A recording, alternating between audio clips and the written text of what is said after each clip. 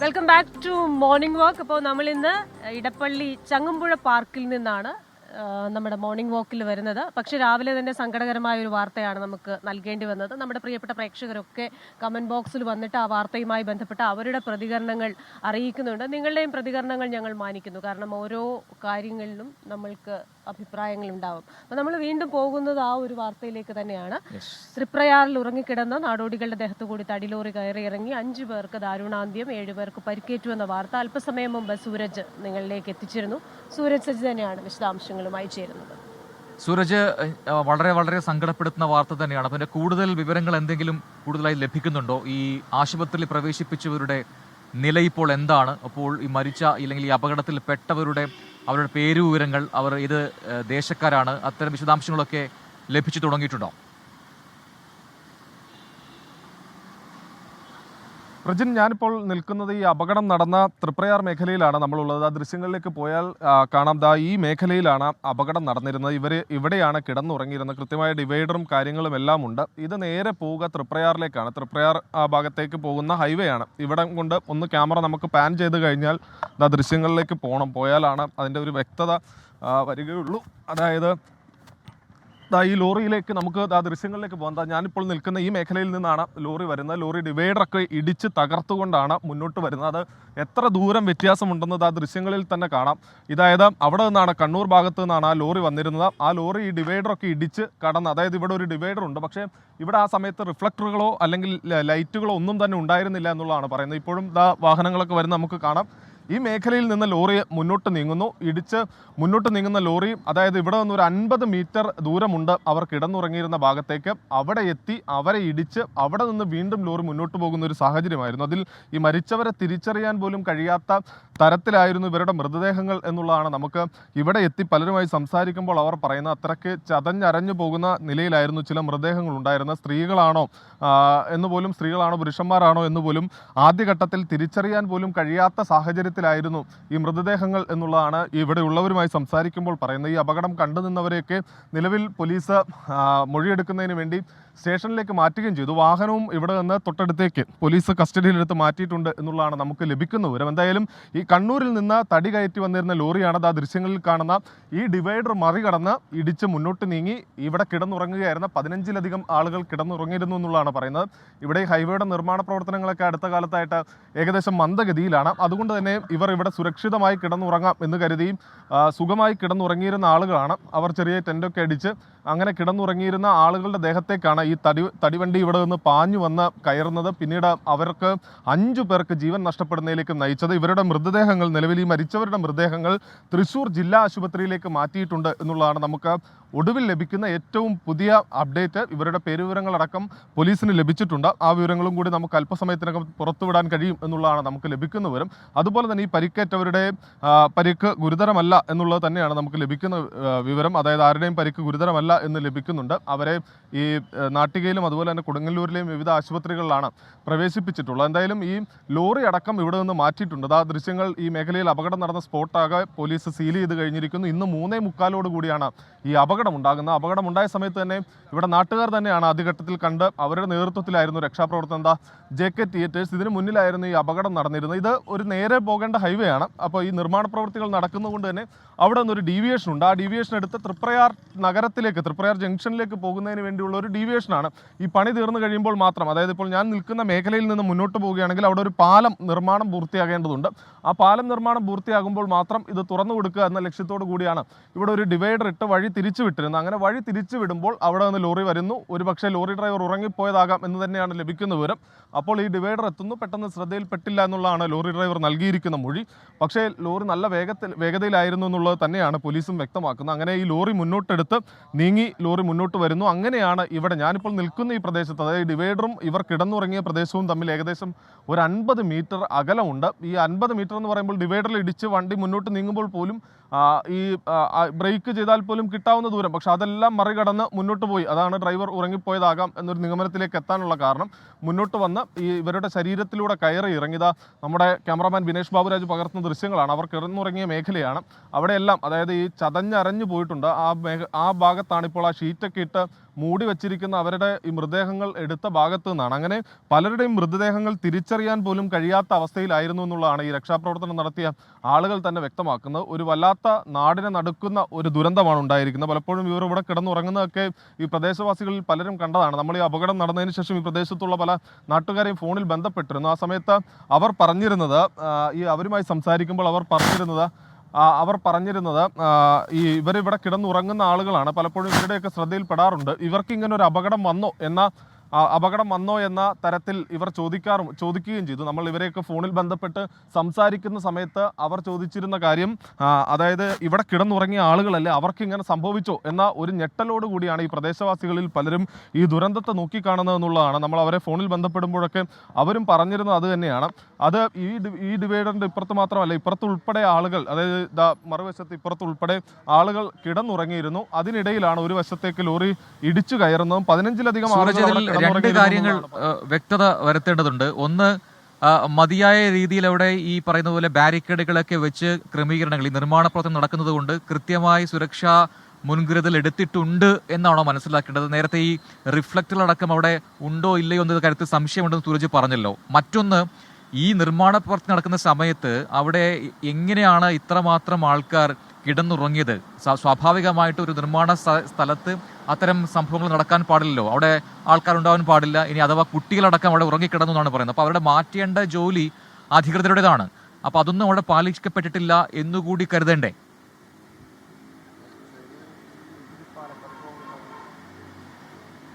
മരിച്ചവരുടെ പേരുവിവരങ്ങൾ വരികയാണ്. പാലക്കാട് സ്വദേശികളാണ് എന്നുള്ളതാണ് പറയുന്നത്.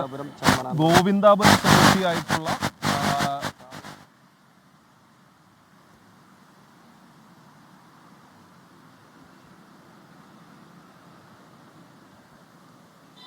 സൂരജ് സജിയാണ് അപകടം നടന്ന തൃപ്പയാർ നാട്ടികയ്ക്കടുത്ത് ഉള്ള സ്ഥലത്ത് നിന്നും വിവരങ്ങൾ നൽകിക്കൊണ്ടിരിക്കുന്നത്. ഇപ്പോൾ അപകടത്തിൽ മരിച്ച 5 പേരുടെ വിവരങ്ങൾ ലഭ്യമായി തുടങ്ങിയിട്ടുണ്ട്.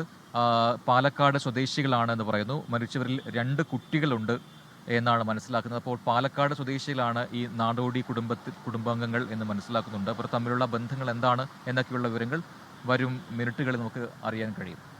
അതെ, നമുക്ക് വിശദാംശങ്ങളുമായിട്ട് സൂരജ് ഉണ്ട്. എനിക്ക് തോന്നുന്നു സംഭവ സ്ഥലത്ത് ആദ്യം എത്തിയ ഒരു മാധ്യമപ്രവർത്തകൻ എന്ന നിലയിൽ സൂരജിന് കൂടുതൽ വിവരങ്ങൾ ഇപ്പോൾ കിട്ടിക്കൊണ്ടിരിക്കുകയാണ്. അപ്പോൾ അതൊക്കെ പ്രേക്ഷകരിലേക്ക് എത്തിക്കാം. മരിച്ചവരിൽ 2 കുഞ്ഞുങ്ങളും ഉണ്ട് എന്നുള്ളത് നമ്മളെ ഒരുപാട്, എല്ലാവരുടെയും ജീവൻ ഒരു വിലയാണ്. പക്ഷേ എന്നാൽ പോലും നമുക്ക് ചെറിയ കുഞ്ഞുങ്ങൾ ഉറക്കത്തിൽ മരിച്ചു പോവുക എന്നൊക്കെ പറയുന്നത് വേദന ഉണ്ടാക്കുന്ന കാര്യമാണ്. നമുക്ക് അപ്പോൾ മോർണിംഗ് വാക്കിന് സാധാരണഗതിയിൽ നമ്മൾ മോർണിംഗ് വാക്കിൽ ഇങ്ങനെയല്ല വാർത്തകളിലേക്ക് എത്തിക്കുന്നത്. പക്ഷേ ഇന്നിപ്പോൾ ആ അപകടത്തിന്റെ നടുക്കത്തിൽ തന്നെയാണ്. എന്തായാലും പേരുവിവരങ്ങൾ, മരിച്ചവരുടെ പേരുവിവരങ്ങൾ, അവരുടെ പരിക്കേറ്റവരുടെ വിവരങ്ങളൊക്കെ വന്നുകൊണ്ടിരിക്കുന്നുണ്ട്. ആ വാർത്തയിലേക്ക് പോകുമ്പോൾ മറ്റൊരു പ്രധാനപ്പെട്ട വാർത്ത കൂടിയുണ്ട്. അതിന്റെ വിശദാംശങ്ങളുമായി മിഥില ബാലൻ ടെലിഫോൺ ലൈനിൽ ചേരുന്നുമുണ്ട്. അതെ, വയനാട് തോൽപ്പെട്ടിയിൽ ഗോത്രവിഭാഗത്തിന്റെ പൊളിച്ചു മാറ്റിയ കുടിലിന് പകരം ഇന്ന് പുതിയ കുടിൽ നിർമ്മിക്കും. അനുയോജ്യമായ സ്ഥലത്ത് പഞ്ചായത്ത് അംഗങ്ങളുടെ സാന്നിധ്യത്തിൽ കുടിൽ പണിത് നൽകുമെന്നാണ് വനം വകുപ്പ് ഉദ്യോഗസ്ഥർ വ്യക്തമാക്കിയിരിക്കുന്നത്. മിഥില, ഇന്നലെ ഇപ്പോൾ നമ്മൾ അറിഞ്ഞ വാർത്തയാണിത്. പക്ഷേ ഇതിപ്പോൾ ആ പ്രതിഷേധമുണ്ടായി. ആ പ്രതിഷേധത്തിൽ വലിയ ശക്തമായ പ്രതിഷേധത്തിന് പിന്നാലെയാണ് അവരെ താൽക്കാലികമെങ്കിലും ഒരു ഡോർമിറ്ററിയിലേക്ക് മാറ്റുന്നത്. ഇപ്പോൾ കുടിൽ നിർമ്മിച്ച് നൽകാം എന്നൊരു ഉറപ്പ് നൽകുന്നുണ്ട്. അപ്പോൾ ആരുടെ നിർദ്ദേശപ്രകാരമാണ് ഈ കുടിൽ പൊളിച്ചത് എന്നൊക്കെയുള്ള കാര്യങ്ങൾ ഇതിനോടകം വ്യക്തമായിട്ടുണ്ടോ? അപ്പോൾ ഈ അനുയോജ്യമായ സ്ഥലം എവിടെയാണ്? അവിടെ കുടിൽ കെട്ടി തന്നാൽ മതി എന്ന് ഈ ഗോത്ര വിഭാഗക്കാർ സമ്മതിച്ചിട്ടുമുണ്ടോ? ഇതോ 2 കാര്യങ്ങൾ അറിയണല്ലോ. ഇന്നലെ ഉണ്ടായ ഒരു പ്രതിഷേധം നമ്മൾ കണ്ടതാണ്. വലിയ രീതിയിലുള്ള ഒരു പ്രതിഷേധമായിരുന്നു ഈ ഒരു സംഭവത്തിന് പിന്നാലെ ഉണ്ടായത്.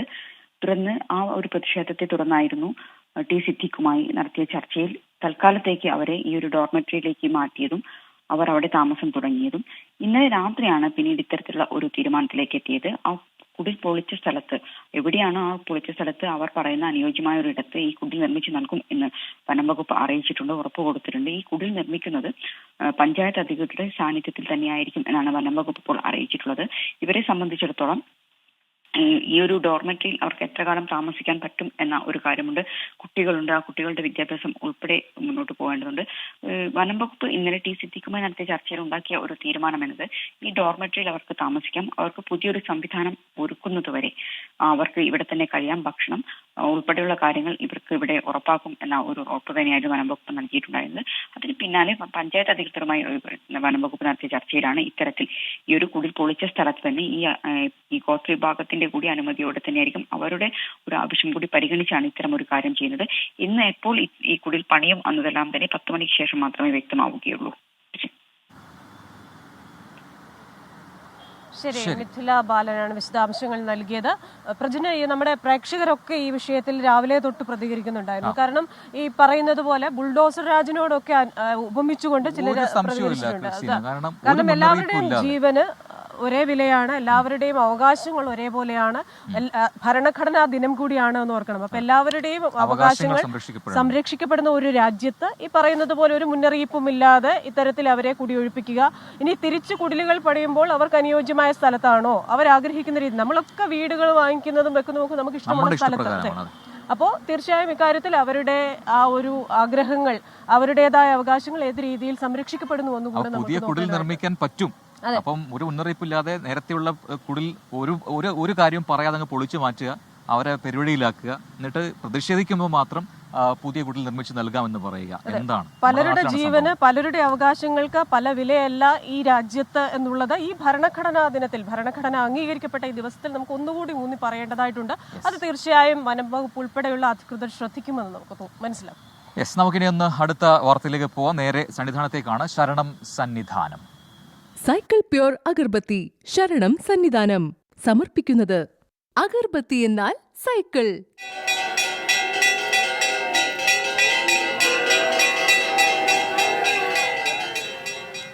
അപ്പോൾ സന്നിധാനത്തുനിന്നും MG പ്രതീഷാണ് വിവരങ്ങളുമായി ചേരുന്നത്. Pratheesh, good morning. അപ്പോൾ ശബരിമലയിൽ എനിക്ക് തോന്നുന്നു തിരക്ക് കൂടി വരുന്നുണ്ട്. ഇന്നലെ 80,000-ത്തിലധികം അല്ലേ തീർത്ഥാടകർ അവിടെ ദർശനം നടത്തിയാണ്. അത് എനിക്ക് തോന്നുന്നു ഈ സീസണിലത്തെ ഏറ്റവും കൂടുതൽ പേർ ഒരു ദിനത്തിലെത്തുന്ന ദിനമാണോ ഇന്നലെ കഴിഞ്ഞു പോയത്?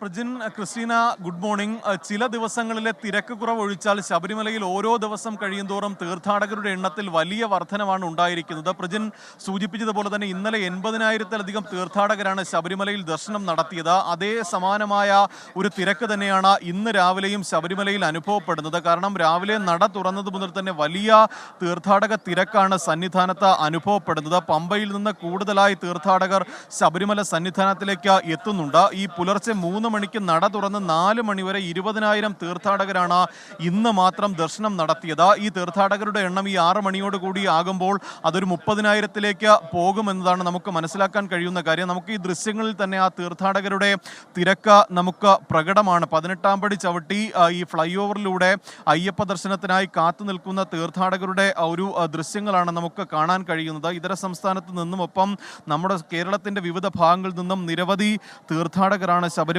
ദർശനത്തിനായി ഇവിടെ എത്തിയിട്ടുള്ളത്. ഫ്ലൈ ഓവറിലടക്കം ഇപ്പോഴും ഈ തീർത്ഥാടകർ ഈ അയ്യപ്പ ദർശനത്തിനായി കാത്തു നിൽപ്പുണ്ട്. ഒപ്പം ഈ ഇരുമുടിക്കെട്ടില്ലാതെ സിവിൽ ദർശനത്തിനായി കാത്തു നിൽക്കുന്ന തീർത്ഥാടകരുടെ തിരക്കം ശബരിമലയിൽ പ്രകടമാണ്. ഇന്ന് 70,000-ത്തിലധികം തീർത്ഥാടകരാണ് വെർച്വൽ ക്യൂ വഴി തന്നെ ശബരിമല ദർശനത്തിനായി ബുക്ക് ചെയ്തിട്ടുള്ളത്. ഇതിന് പുറമെ സ്പോട്ട് ബുക്കിംഗ് വഴിയും നിരവധി തീർത്ഥാടകർ ശബരിമലയിൽ ദർശനത്തിന് എത്തുന്നുണ്ട്. കാരണം തുടക്ക സമയത്ത് ഈ സ്പോട്ട് ബുക്കിംഗ് വഴി എത്തുന്ന തീർത്ഥാടകരുടെ എണ്ണം കുറവായിരുന്നു. പക്ഷേ ദേവസ്വം ബോർഡ് തന്നെ ഈ കൂടുതൽ തീർത്ഥാടകരെ സ്പോട്ട് ബുക്കിംഗ് വഴി എത്തുന്നതിന് ഒരു പ്രേരണ നൽകിയതോടുകൂടി തന്നെ ഓരോ ദിവസം കഴിയുന്തോറും സ്പോട്ട് ബുക്കിംഗ് വഴിയുള്ള തീർത്ഥാടകരുടെ എണ്ണത്തിലും വലിയ വർധനവുണ്ട്. ഇന്നലെയും 12,000-ത്തിന് മുകളിൽ തീർത്ഥാടകരാണ് സ്പോട്ട് ബുക്കിംഗ് വഴി ശബരിമലയിൽ ദർശനത്തിനെത്തിയത്. അതുകൊണ്ട് തന്നെ വെർച്വൽ ക്യൂ വഴിയും അല്ലാതെയും എത്തുന്ന ഓരോ അയ്യപ്പ തീർത്ഥാടകർക്കും ശബരിമലയിൽ ദർശനം നടത്താനുള്ള എല്ലാ സൗകര്യങ്ങളും ഏർപ്പെടുത്തിയിട്ടുണ്ട്. വരും ദിവസങ്ങളിൽ ശബരിമലയിൽ തീർത്ഥാടകരുടെ തിരക്ക് കൂടാനുള്ള ഒരു സാധ്യതയാണ് മുന്നിൽ കാണുന്നത്. കാരണം 12 വിളക്ക് അടുക്കുകയാണ്. അതിനുശേഷമായിരിക്കും ശബരിമലയിൽ കൂടുതൽ തീർത്ഥാടകർ എത്തുന്നത്. അതുകൊണ്ട് തന്നെ ഈ തിരക്ക് നിയന്ത്രിക്കുന്നതിനുള്ള എല്ലാ ക്രമീകരണങ്ങളും ഇതിനോടകം തന്നെ ശബരിമലയിൽ ഏർപ്പെടുത്തിയിട്ടുമുണ്ട്. അതിനുള്ള പുതിയ പോലീസുകാർ ഇന്നലെയാണ് ചുമതലയേറ്റത്. ഓരോ 10 ദിവസം കഴിയും തോറും പോലീസ് ഉദ്യോഗസ്ഥരാണ് ശബരിമലയിൽ നിന്ന് വിശദാംശങ്ങൾ നൽകിക്കൊണ്ടിരുന്നത്. ഭക്തിസാന്ദ്രമായ അന്തരീക്ഷത്തിൽ ശബരിമലയിൽ നിരവധി ഭക്തർ എത്തിച്ചേരുന്നു. ഇനി ശബരിമലയിലെ ഇന്നത്തെ ചടങ്ങുകളിലേക്കാണ് നമ്മൾ പോകുന്നത്.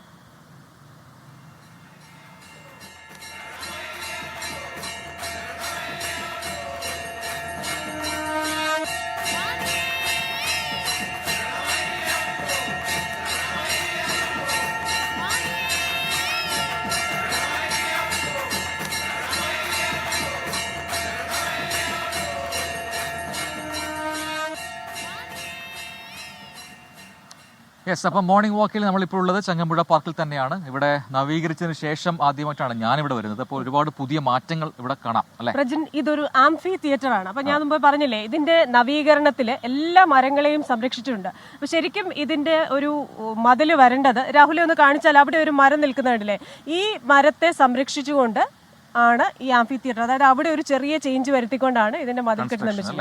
ഇന്ന് നമ്മൾ റോമിലാണ് സാധാരണ ആംഫി തിയേറ്ററുകൾ എന്ന് കേട്ടിട്ടുള്ളത്. ഇതാണ് അതിന്റെ ഒരു പോരങ്കണങ്ങൾ, അല്ലെ മല്ലയുദ്ധത്തിനൊക്കെയാണ് സാധാരണ ഉണ്ടാക്കിക്കൊണ്ടിരുന്നത്. അപ്പൊ ഇവിടെ പ്രകടനം നടക്കും. ഏറ്റവും പുറകിൽ സാധാരണക്കാര്, പിന്നീട് ഭരണാധികാരി, ഇങ്ങനെ ഒരു സംവിധാനമായിരുന്നു അന്ന് റോമില്. അപ്പൊ അതേ മാതൃകയിൽ ഉണ്ടാക്കിയ ഒരു ആംഫി തിയേറ്റർ ആണ് ഇവിടെ നമുക്ക് കാണാനായിട്ട് സാധിക്കുന്നത്. അങ്ങനത്തെ വേർതിരിവൊന്നുമില്ല, ഇവിടെ വേർതിരിവില്ല. ഞാൻ പറഞ്ഞു പണ്ട് റോമിൽ പ്രധാനപ്പെട്ട സാംസ്കാരിക കേന്ദ്രമുണ്ട്, അവിടെയാണ് സ്റ്റേജും കാര്യങ്ങളൊക്കെ, ഒരു ചെറിയ രംഗവേദി ഇവിടെയുണ്ട്. അപ്പോൾ ഇവിടെ പുകവലി നിരോധിത മേഖലയാണ്. ഭക്ഷണ പദാർത്ഥങ്ങൾ പാർക്കിൽ അനുവദനീയമല്ല. പ്ലാസ്റ്റിക് നിരോധിത മേഖലയാണ്. അപ്പോൾ എന്തായാലും ഇതിനൊക്കെ ഇടയിൽ പരിസ്ഥിതി സംരക്ഷണവും പുകവലി, ലഹരി വിരുദ്ധ പ്രവർത്തനങ്ങളും ഒക്കെ ഇതോടൊപ്പം തന്നെ നടക്കുന്നുണ്ടെന്നതിൽ നമുക്ക് സന്തോഷമുണ്ട്. അപ്പൊ നമ്മുടെ പ്രേക്ഷകർ അവരെല്ലാ ദിവസവും നമ്മളോട് സംവദിക്കുന്ന കാഴ്ച നമുക്ക് കാണാം. നമ്മൾ അവരോട് തിരിച്ചും പ്രതികരിക്കും. പക്ഷെ ഇന്നത്തെ ദിവസത്തിന്റെ ഒരു സങ്കടകരമായ സാഹചര്യം കാരണം നമ്മൾ ഒരുപാട് സംസാരിച്ചില്ല. എന്നാൽ പോലും നമ്മുടെ പ്രേക്ഷകർക്കിടയിൽ അവർക്കിടയിൽ ഒരു സൗഹൃദമുണ്ട്. അവർ പരസ്പരം സഹായിക്കാറുണ്ട്. ഇതൊക്കെ നമ്മൾ അറിയാറുണ്ട്. നമ്മൾ ഈ കമന്റുകളൊക്കെ കാണുന്നുണ്ട്. അപ്പൊ നമുക്ക് വീണ്ടും വാർത്തയിലേക്ക് പോകേണ്ട സമയമാണ്. അതെ, മുസ്ലിം ലീഗ് നേതാവ് KM ഷാജിക്കെതിരായ +2 കോഴക്കേസിലെ വിജിലൻസ് അന്വേഷണം റദ്ദാക്കിയതിനെതിരെ സംസ്ഥാന സർക്കാർ നൽകിയ അപ്പീൽ സുപ്രീം കോടതി ഇന്ന് പരിഗണിക്കുന്നുണ്ട്. അതൊരു പ്രധാനപ്പെട്ട വാർത്തയാണ്. ജസ്റ്റിസുമാരായ അഭയ് S. ഓക്ക, അഗസ്റ്റിൻ ജോർജ് മസിഹ് എന്നിവരുടെ ബെഞ്ചാണ് ഈ ഹർജി പരിഗണിക്കുന്നത്. കഴിഞ്ഞ തവണ ഹർജി പരിഗണിച്ച സുപ്രീം കോടതി കേസിലെ മൊഴികളും മാറ്റിപ്പറഞ്ഞ മൊഴികളും ഹാജരാക്കണം എന്ന് നിർദ്ദേശം നൽകിയിരുന്നു. നിർദ്ദേശത്തെ തുടർന്ന് മൊഴികൾ സംസ്ഥാനം സുപ്രീം കോടതിയിൽ ഹാജരാക്കിയിട്ടുണ്ട്. കേസ് രാഷ്ട്രീയ പ്രേരിതമെന്ന ഷാജിയുടെ ആരോപണം തെറ്റാണെന്നും ചൂണ്ടിക്കാട്ടി സർക്കാർ സത്യവാങ്മൂലം നൽകിയിട്ടുണ്ട്. രാഷ്ട്രീയ ഭാവി തകർക്കുന്നതിന് രാഷ്ട്രീയ ലക്ഷ്യങ്ങളോടെയാണ് തനിക്കെതിരെ വിജിലൻസ് കേസെടുത്തതെന്നാണ് ഈ കാര്യത്തിൽ KM ഷാജി പറയുന്ന വാദം.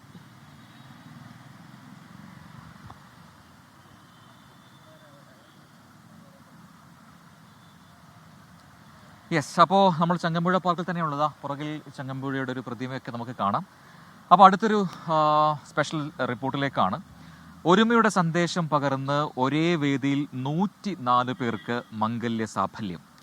ഒരേ നിറത്തിലുള്ള വസ്ത്രങ്ങളും ഒരേ അളവിലുള്ള സ്വർണ്ണാഭരണങ്ങളും അണിഞ്ഞാണ് വധൂവരന്മാരെത്തിയത്. നക്ഷബന്ദിയ തരീഖത്തിന്റെ നേതൃത്വത്തിൽ മലപ്പുറം കീഴ്ശ്ശേരിയിലായിരുന്നു സമൂഹ വിവാഹം.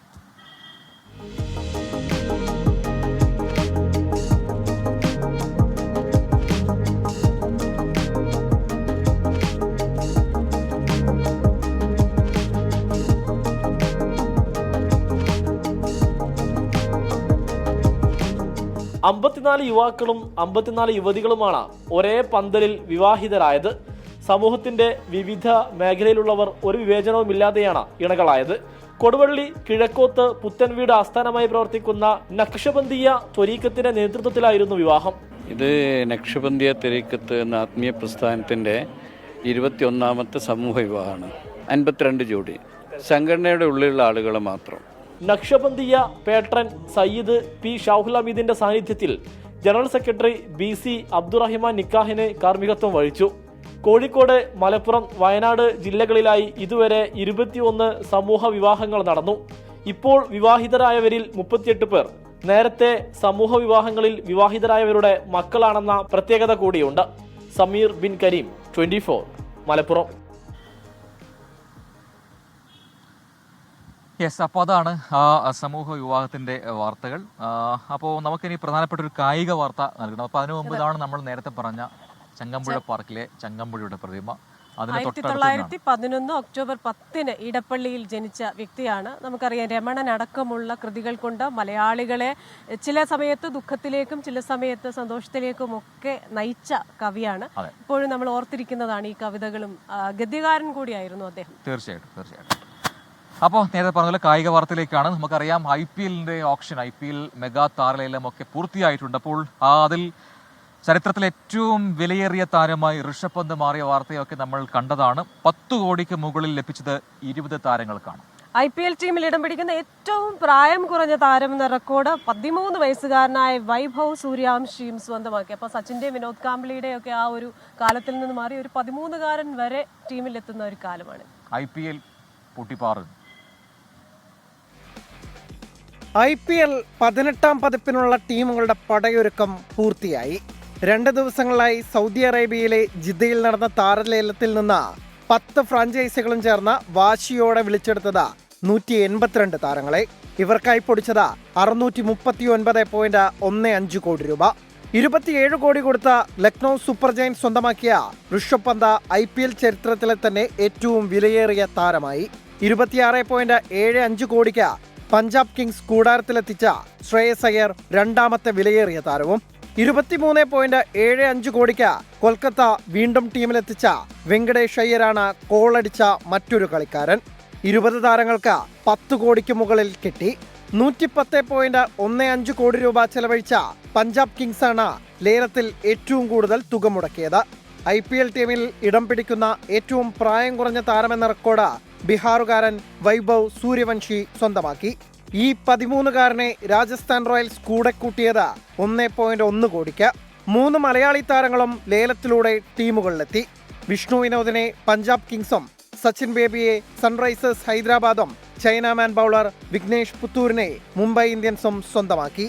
പതിവ് പോലെ അർജുൻ ടെണ്ടുൽക്കർ മുംബൈ ഇന്ത്യൻസിൽ തിരിച്ചെത്തി. David Warner, Kane Williamson, Shardul Thakur, Prithvi Shaw തുടങ്ങിയവരാണ് വിറ്റുപോകാത്തവരിലെ പ്രമുഖർ. Sports desk 24.